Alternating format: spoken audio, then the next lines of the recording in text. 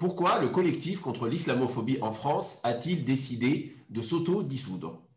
Pour quelles raisons le ministre de l'Intérieur Gérald Darmanin voulait la peau du CCIF? On en parle tout de suite sur Mizane TV avec leur avocat, Maître Stéphane Guesguez. Restez avec nous.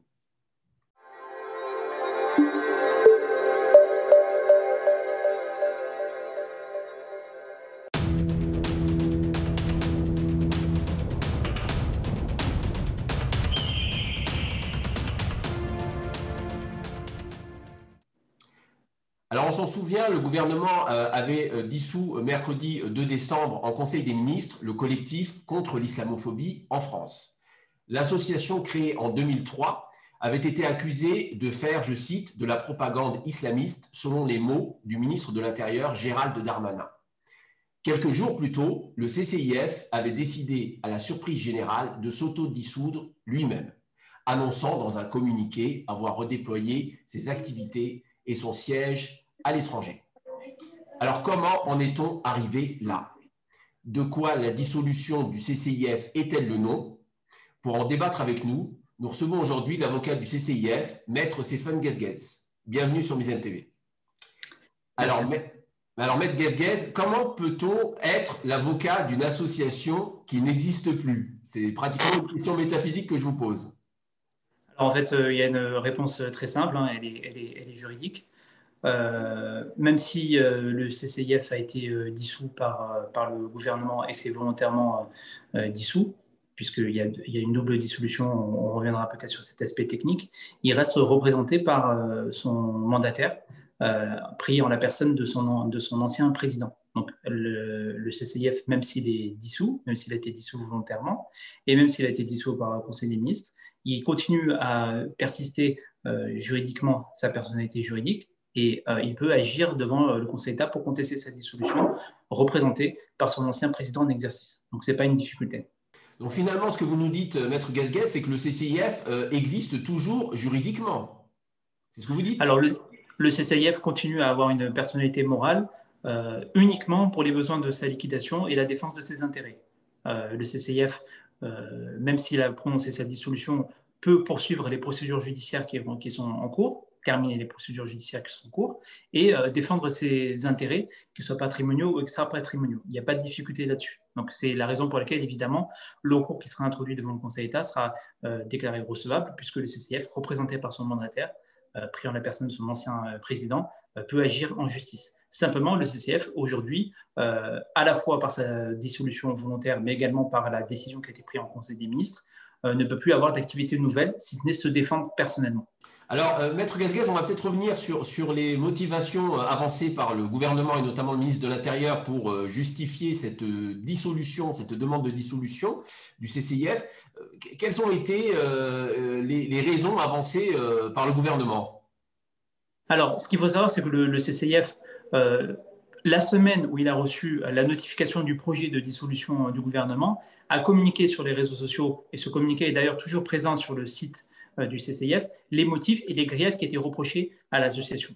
En fait, ce qu'on reproche au CCIF, ce qu'il faut vraiment avoir en tête, c'est que la décision juridique, celle qui a été prise en Conseil des ministres, est juste venue habiller, d'un point de vue technique, avec des arguments fallacieux, une volonté politique de dissoudre le CCIF. Je voudrais rappeler que dès le lendemain de l'attentat qui a visé le professeur d'histoire-géographie Samuel Paty, le ministre de l'Intérieur prenait une position claire. Il disait qu'il fallait dissoudre le CCIF parce qu'il serait impliqué dans l'attentat contre Samuel Paty. C'est d'ailleurs une raison qui explique pourquoi le CCIF a déposé plainte contre Gérald Darmanin devant la Cour de justice de la République.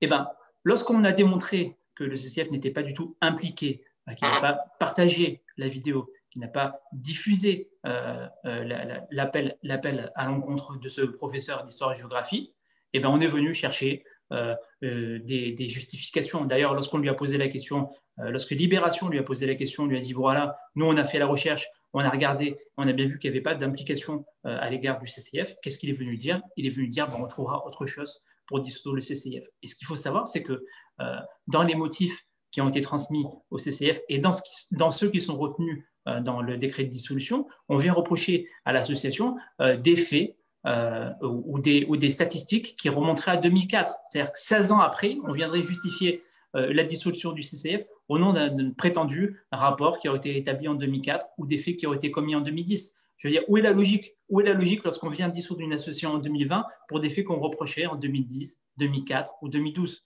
Il n'y a aucune espèce de logique. En fait, c'est un habillage juridique, administratif, qu'on est venu donner à une décision politique actée dès le lendemain de l'attentat contre Samuel Paty, puisqu'il fallait bien trouver là un moyen de dissoudre le CCIF. Donc, ce que vous dites, Maître Gasguet, c'est que c'est une décision politique, mais justement, qu'est-ce qui justifiait cette décision? C'est-à-dire, en réalité, quels sont les vrais motifs de cette dissolution, selon vous? En quoi, qu'est-ce qu'il y a derrière cette expression d'une décision politique? En fait, il y a d'abord un courant politique qui a pris apparemment le contrôle du gouvernement. On le voit depuis plusieurs mois. Les positions de certains extrémistes, à la fois de gauche et de droite, sont de plus en plus relayées au sein du gouvernement. On a Darmanin qui prend des positions de plus en plus extrêmes, attentatoires aux libertés fondamentales. On a Schiappa qui a porté des accusations assez graves à l'encontre du CCIF. On a d'anciens lieutenants, si je peux me permettre, de Manuel Valls qui aujourd'hui sont à la tête de la cellule prétendue contre la radicalisation du gouvernement. Donc nécessairement, il y a là toute une connexion et tout un réseau qui diffuse des idées qui sont à la fois attentatoires aux libertés fondamentales, mais également attentatoires aux droits des musulmans. Et ce qu'on reproche finalement au CCIF, c'est d'avoir trop bien fait son travail. Je voudrais quand même rappeler que le CCIF, c'est une association qui existe depuis plus de 16 ans. On a mené des procès jusque devant les plus hautes juridictions, notamment le Conseil d'État. Je me souviens en 2016, c'est moi qui avais représenté l'association sur la problématique du Burkini. Le gouvernement était, à l'époque représenté par Manuel Valls, était opposé. Pourtant, la justice nous a donné raison. On est intervenu sur des problématiques liées au port du foulard pour les mamans accompagnatrices en sortie scolaire, les discriminations subies au travail, les discriminations dans la délivrance de services, notamment dans un restaurant où on avait exclu des femmes voilées. Mais on a également surtout dénoncé, mais on n'était pas les seuls, en 2015, l'ensemble des mesures qui avaient été prises sous le prétexte de l'état d'urgence et de la lutte contre les terroristes, qui visaient spécifiquement les citoyens musulmans. Je voudrais rappeler, pour avoir défendu personnellement ce dossier-là, qu'en 2016, on a perquisitionné gratuitement un restaurant d'Île-de-France où on a cassé des portes alors que le propriétaire s'était proposé de donner les clés pour ouvrir les portes. Lorsqu'on a fait le recours devant le tribunal administratif, qu'est-ce qui est venu dire la préfecture pour dire que ce restaurant serait dangereux? Eh bien, elle est venue dire, c'est écrit noir sur blanc sur la décision du tribunal administratif, elle est venue dire c'est un restaurant halal, sa clientèle est représentée massivement par des musulmans, ils ne vendent pas d'alcool, donc nous pensons qu'il y a un risque pour la sécurité nationale et un risque lié au terrorisme. Si ça, ce n'est pas du racisme, de venir dire que parce que c'est un restaurant musulman, il faut le perquisitionner dans le cadre des mesures antiterroristes, dites-moi ce qu'est le racisme. Il n'y a pas d'autre mot, ce n'est que du racisme. Et parce que le CCIF a toujours été, avec d'autres associations, les chiens de garde de la démocratie en dénonçant parfois les abus et les excès de pouvoir de l'administration, de l'État, du gouvernement, et bien nécessairement, ils étaient comme une épine dans leurs pieds, dans leur politique liberticide.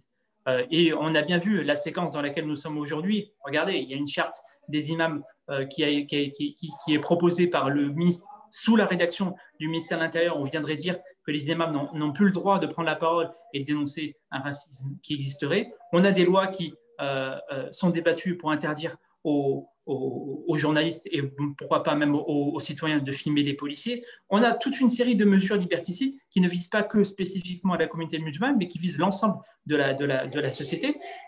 Et parce que le CCIF faisait bien son travail, on a trouvé là une justification pour le dissoudre. Alors, il y a quand même quelque chose qui a surpris tout le monde, c'est cette décision du CCIF de se dissoudre.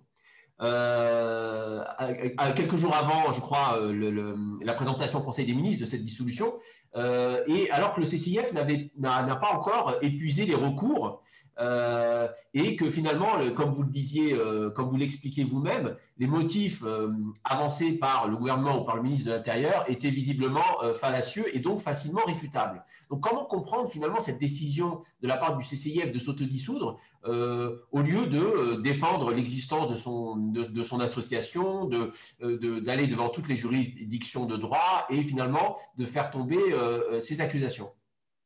Alors, je vous réponds tout de suite. Le CCF, il va aller devant les juridictions, il va aller devant le Conseil d'État pour contester le décret de dissolution. Après, sa dissolution volontaire, elle s'explique d'un point de vue technique et d'un point de vue stratégique assez facilement.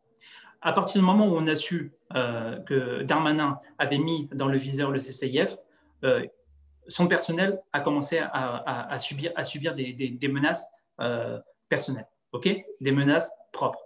Et surtout, il y avait un risque, parce que ce qu'il faut savoir, le personnel du CCIF, vous voulez dire? Le personnel, tout à fait, le personnel du CCIF. Et puis, il y a un risque également que le CCIF a bien mesuré et a bien anticipé, c'est que si vous êtes dissous volontairement par le gouvernement, qu'est-ce qui se passe? Vous êtes dissous en décret de Conseil des ministres, on gèle vos avoirs, il y a un mandataire qui est désigné pour la gestion de vos fonds et la liquidation de vos actifs. Vos actifs, ce sont vos moyens économiques, ce sont votre personnel, c'est vos plateformes sur les réseaux sociaux. Et à partir du moment où vous n'êtes plus maître de la liquidation, la dissolution de votre association, vous perdez tous les outils. Et à partir de ce moment-là, qu'est-ce que s'est dit le CCIF? Il a anticipé ce risque-là. Il s'est dit, on ne va pas attendre que nos actifs soient gelés, on ne va pas attendre que les fonds qui sont situés sur nos comptes en banque qui permettent de faire fonctionner l'association soient bloqués. On ne va pas attendre qu'un mandataire décide de ce qui sera fait du personnel. On anticipe et on prononce volontairement notre dissolution. Parce qu'on savait bien que le politique, aujourd'hui en France, a pris le pas sur la raison, a pris le pas sur le juridique. Et qu'il y allait avoir un habillage technique, on allait bien trouver quelque chose. Regardez, on est venu dire, oui, mais vous avez soutenu une association qui a plus tard été dissoute. On parle ici de Baraka City. Mais je veux dire, attendez, ce que le CCIF a fait, on n'était pas les seuls. Baraka City, elle a subi 3 ans d'enquête judiciaire pour financement du terrorisme qui a été classée sans suite. Okay, on voit au tout début du mois d'octobre une colonne du RAID qui perquisitionne à nouveau l'association Baraka City, qui casse les portes, qui détruit les portes, alors que le président est avec la police, avec son badge, se propose d'ouvrir volontairement les portes et on refuse. Nous, on est une association de défense des droits de l'homme, on voit de tels agissements qui ne sont pas justifiés, alors qu'il n'y a aucune menace qui pèse sur les personnels de police, surtout que le président de l'association s'était proposé volontairement d'ouvrir les portes, et bien on le dénonce. Mais à ce jeu-là, regardez, après la dissolution du CCIF, qui est venu nous soutenir? On a le syndicat des avocats de France qui a fait un communiqué cette semaine pour nous soutenir. Aussi. On a la LDH, la Ligue des droits de l'homme, qui a pris un communiqué et on les remercie très sincèrement pour cela. On a le JTI, qui est un groupement d'aide pour les demandeurs d'asile et les personnes étrangères. On a beaucoup d'autres associations. On a même certains partis politiques qui se sont engagés. Est-ce que par capillarité, comme l'a fait le gouvernement, on va aussi dissoudre ces groupements-là parce qu'ils nous ont soutenus et que nous, derrière, on avait soutenu Baraka City? En fait, le vrai problème, ce n'est pas tant le traitement que subit le CCIF. Le vrai problème, c'est que parce que le gouvernement s'est permis de venir reprocher par capillarité un comportement au CCIF et le dissoudre, ce type de raisonnement-là pourrait s'appliquer pour n'importe qui, pour n'importe quelle association qui viendrait protester contre des mesures prises par le gouvernement, alors que quand même, soyons raisonnables, on est censé être dans une démocratie. On a le droit de dénoncer des agissements du gouvernement lorsqu'ils font fausse route. Et on n'a pas été les seuls en 2015. On n'a pas été les seuls en 2020. Alors, il y a quand même quelque chose que je voudrais comprendre, Maître Gasquet, c'est finalement, est-ce que le CCIF s'est autodissous, c'est-à-dire n'a pas saisi les juridictions, c'est-à-dire a fait un préalable de sa dissolution avant de poursuivre dans le cadre de cette procédure-là. Mais ce que je voudrais savoir, c'est, vous parliez de raisons stratégiques tout à l'heure, est-ce que ça veut dire que même si vous aviez eu, si la justice avait invalidé cette décision du ministère de l'Intérieur, le temps que ça se fasse, les gels, enfin les actifs financiers et les ressources de l'association auraient été gelés voilà, auraient été gelés, même si vous auriez eu gain de cause, ou bien est-ce que vous dites finalement il y avait un risque que cette dissolution soit actée par les institutions judiciaires de ce pays? C'est pas la même chose. Alors, je vais vous répondre très, très franchement. L'objectif, évidemment, du CCIF en prononçant sa propre dissolution, c'était de sécuriser à la fois ses juristes, ses actifs, son expérience, son expertise, et les transférer à l'international pour que le combat contre l'islamophobie continue par le biais d'autres structures. C'était ça l'objectif. Nous, on n'allait pas attendre sagement dans nos bureaux que la décision de dissolution arrive pour se Donc retrouver avec pour vous, elle pouvait passer cette dissolution alors. Bah, alors que vous avez bien rappelé que non, non, non, c'est pas. les motifs étaient infondés. Donc, en quel sens elle aurait pu passer cette dissolution? Eh ben, elle est arrivée. Elle a été prononcée par le gouvernement. Maintenant, il y a les voies de recours qui vont prendre un certain temps. Est-ce que pendant tout ce temps-là, parce que le recours devant le Conseil d'État va pas être examiné en 2 semaines, contrairement à Baraka City, le CCIF va prendre une voie procédurale qui sera celle du fond. On va examiner le fond du dossier. On va pas plaider le dossier en référé, en urgence. On va plaider le dossier dans le fond. On va examiner chaque grief qui sont reprochés au CCIF, examiné par le Conseil d'État, par nos mémoires, par nos conclusions. Et cette procédure-là va prendre un temps certain. Est-ce que pendant tout ce temps-là, la lutte doit s'arrêter? Est-ce qu'on va laisser sur le carreau toutes les victimes d'islamophobie? C'est la raison pour laquelle le CCF a décidé volontairement, parce qu'il vaut mieux rester maître de son destin, décider soi-même de la façon avec laquelle on gère ses actifs, plutôt que de se voir subir une désignation forcée d'un mandataire judiciaire, un gel des avoirs, une impossibilité de continuer le combat contre les en référé, vous auriez pu bloquer, parce que je crois, bon, vous connaissez mieux le sujet que moi, mais je crois que quand vous faites recours à un référé, ça permet d'aller plus vite et de bloquer une décision administrative. Donc, si vous aviez saisi en référé la justice pour contester cette décision, est-ce que vous n'auriez pas pu protéger justement les actifs financiers de l'association et empêcher la dissolution? Alors, ce qu'il faut savoir, c'est que le référé, il n'aurait pu intervenir qu'après une décision de dissolution du Conseil des ministres. Et ce qu'il faut savoir, c'est que la décision prise en Conseil des ministres, elle est exécutoire immédiatement. À partir du moment où il y a une décision au Conseil des ministres, la décision s'impose à vous. Alors certes, on peut faire un référé, mais la particularité du référé, c'est que les conditions d'examen, les conditions d'analyse qui sont faites par le Conseil d'État sont beaucoup plus restrictives et limitatives que lorsqu'on fait une procédure au fond. D'ailleurs, on l'a bien vu, lorsque Baraka City a fait une procédure de référé pour demander la suspension de son décret de dissolution, le Conseil d'État n'est pas rentré dans le fond du dossier et s'est contenté de dire « oui, mais vous avez des commentaires Facebook qui sont incitatifs à la haine, on ne va pas rentrer sur plus de détails, pour nous c'est suffisant pour vous dissoudre ». Alors que l'examen qui est fait dans le cadre d'une procédure au fond est beaucoup plus global, beaucoup plus général. Et c'est ça l'objectif du CCF, c'est d'y aller pour gagner. D'accord. Alors, que va faire le CCF dans la suite? Donc, vous avez saisi le Conseil d'État pour contester cette décision. Pas encore. Pardon? Pas encore. On a annoncé qu'on allait saisir le Conseil d'État. La requête sera déposée vers la mi-janvier. D'accord. Alors, est-ce que les membres du CCIF ou de l'ex-CCIF, je ne sais pas comment il faut le formuler, est-ce qu'ils vont créer une nouvelle structure pour poursuivre ce travail, puisque finalement, il n'y a plus aujourd'hui, enfin, c'était quand même l'institution phare, l'association phare en France dans cette question de l'islamophobie. Donc finalement, ça crée un vide juridique d'une certaine manière. Écoutez, pour l'instant, pour des raisons stratégiques, je ne peux pas rentrer dans le détail, je ne peux pas vous répondre totalement. Sachez qu'il y a des structures qui sont déjà existantes, qui existaient avant la dissolution du CCIF, et ces dernières, certainement, prendront le relais. Voilà, mais je n'entrerai pas plus dans le détail. Est-ce que le CCIF a commis des erreurs dans la gestion de cette affaire? C'est-à-dire, en gros, si les choses étaient à refaire, est-ce que le CCIF les referait d'une autre manière? Alors, je n'ai pas de réponse à formuler puisque le choix qui a été fait par le CCIF a été décidé par le CCIF. Moi, j'ai été saisi simplement sur la question du recours devant le Conseil d'État. Je connais évidemment le contexte, je connais la situation du CCIF, mais c'est un choix qui leur appartient. Moi, de mon point de vue, je ne vois pas où a été l'erreur du collectif contre l'islamophobie. D'ailleurs, c'est un peu triste de dire ça, mais le temps a donné un peu raison au CCIF. Dès qu'il y a eu la dissolution de l'association Baraka City, les coups se sont succédés, gel des avoirs de Baraka City, fermeture du compte auprès de la Société Générale, désignation d'un mandataire judiciaire qui s'occupe de la liquidation de l'association, des biens de l'association. Voilà. Donc nous, en tout cas le CCIF, il a pris, à mon sens, la meilleure des décisions.